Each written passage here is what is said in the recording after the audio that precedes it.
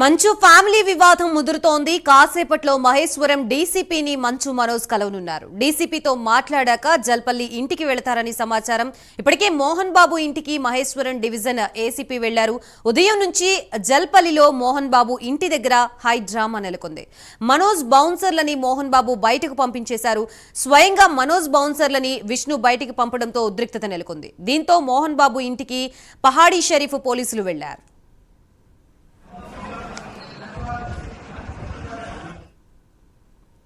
ఇదిలా ఉంటే మంచు మనోజ్ కుటుంబ వ్యవహారం చర్చల ద్వారా పరిష్కారం అవుతుందనుకుంటే చినికి గాలివాన్లా మారుతోంది. ఈ సాయంత్రం మంచు మనోజ్ తన భార్య మౌనికతో కలిసి తెలంగాణ ఇంటెలిజెన్స్ కార్యాలయానికి వెళ్లారు. తమకి ప్రాణహాని ఉందని రక్షణ కల్పించాలని మంచు మనోజ్ దంపతులు పోలీసు ఉన్నత అధికారుల్ని కోరారు.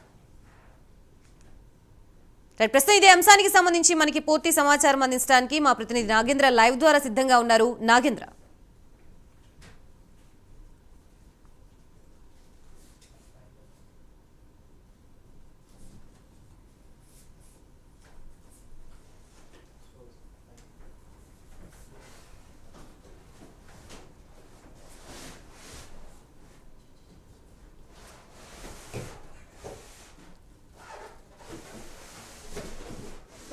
మంచు టౌన్లో జల్పల్లిలో ఉన్నటువంటి మంచు టౌన్లో తండ్రి కొడుకుల మధ్య చెలరేగినటువంటి మంటలు ఇప్పట్లో ఆరేటటువంటి అవకాశాలు అయితే కనిపించడం లేదు. ప్రధానంగా మోహన్ బాబు అదేవిధంగా మనోజ్ మధ్య జరుగుతున్నటువంటి కాస్త ప్రస్తుతం ఒకరిపై ఒకరు ఆ కేసులు నమోదు చేసుకునేటటువంటి పరిస్థితి వరకు వచ్చినటువంటి పరిస్థితి. ముందుగా ఏదైతే మోహన్ బాబుకు సంబంధించినటువంటి విద్యా సంస్థల్లో అవినీతి జరుగుతుంది, అక్రమాలకు పాల్పడుతున్నారు. దాంట్లో ప్రధానంగా మంచు విష్ణుకు సంబంధించినటువంటి అనుచరులే ఈ అవినీతికి పాల్పడుతున్నారంటూ కూడా ఆరోపణలు చేయడం జరిగింది. దీనికి సంబంధించినటువంటి అంశంలోనే తన తండ్రితో కొంత గొడవలు పడినట్లుగా కూడా లోపల ఉన్నటువంటి సిబ్బంది చెప్తున్నటువంటి పరిస్థితి. ప్రస్తుతం దీనికి సంబంధించినటువంటి అంశంలోనే మోహన్ బాబుపై సీరియస్గా వెళ్తున్నటువంటి సమయంలో ఆయన అనుచరులు కానీ అదేవిధంగా ముఖ్యంగా మరొకటి బౌన్సర్లంతా కూడా మంచు మనోజ్పై దాడి చేశారు, నన్ను కొట్టారనేటటువంటి అంశాన్ని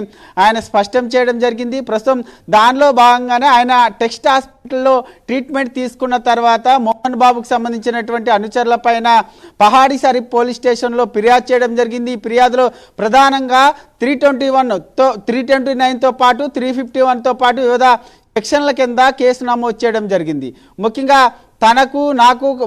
నాకు నా భార్యకు రక్షణ కల్పించాలంటూ కూడా ఆయన ఫిర్యాదు చేయడం జరిగింది. అనంతరం మోహన్ బాబు కూడా రాచకొండ పిఎస్లో ప్రధానంగా తన వాట్సాప్లో ఒక లేఖ ద్వారా మంచు మనోజ్తో పాటు ఆయన భార్య పైన కూడా ఫిర్యాదు చేయడం జరిగింది. వీరిద్దరి వల్ల నాకు ప్రాణహాని ఉంది, అదేవిధంగా నా ఆస్తులకు సంబంధించి రక్షణ కల్పించాలంటూ కూడా మోహన్ బాబు ఫిర్యాదు చేసిన తర్వాత దానిపైన కూడా ఘాటుగానే మనోజ్ స్పందించడం జరిగింది. ముఖ్యంగా నిరాధారణమైనటువంటి ఆరోపణలు తన తండ్రి నా పైన చేస్తున్నారంటూ కూడా ఆయన చెప్పడం జరిగింది. ముఖ్యంగా తన పరువుకి భంగం వాటిల్లే విధంగా ఆరోపణలు చేస్తున్నారు.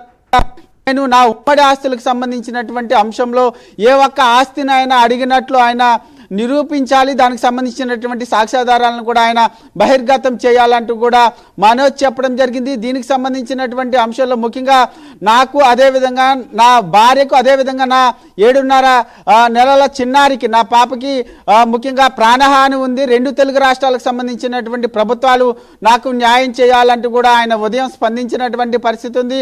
అనంతరం జల్పల్లిలో ఉన్నటువంటి ఆయన తండ్రి ఫామ్ హౌస్ నుంచి ఆయన బయటకు వెళ్ళిపోయారు. మరి కాసేపట్లో ఆయన మహేశ్వరానికి సంబంధించినటువంటి డీసీపీని కలిసి మరింత ఆయనతో మాట్లాడిన తర్వాత ముఖ్యంగా మరొకసారి ఫిర్యాదు చేసేటటువంటి అవకాశం కనిపిస్తుంది. డీసీపీని కలిసిన తర్వాత మరొకసారి జల్పల్లిలో ఉన్నటువంటి టౌన్షిప్కి వస్తారు. ఇక్కడ ఆయన తండ్రితో పాటు మరొకవైపు దుబాయ్ నుంచి వచ్చినటువంటి మంచు విష్ణుతో ముఖ్యంగా చర్చలు జరుపుతారు. ముఖ్యంగా వివాదానికి సంబంధించి ఒక ఫుల్ స్టాప్ పడుతుందనేటటువంటి అవకాశం అయితే కనిపిస్తుంది. దీనికి సంబంధించినటువంటి అంశంలో నిన్ను కూడా మంచు లక్ష్మి ఆయన తండ్రితో దాదాపు 2 గంటల పాటు చర్చలు జరిపారు. ఈ వివాదానికి తెరదింపాలి, ఇక ఫుల్ స్టాప్ పెట్టాలనేటువంటి అంశాన్ని మంచు లక్ష్మి మోహన్ బాబుకి చెప్పింది అనేటటువంటి వార్తలు కూడా వినిపిస్తున్నటువంటి పరిస్థితి ఉంది. కానీ ఇప్పుడున్నటువంటి సిచ్యువేషన్ చూసుకుంటే మంచు మాత్రం వెనక్కి తగ్గడం లేదు. ఎట్టి పరిస్థితుల్లో కూడా విద్యా సంస్థలకు సంబంధించినటువంటి అంశంలో జరుగుతున్నటువంటి అవినీతి అని అక్రమాలకు సంబంధించి పూర్తి స్థాయిలో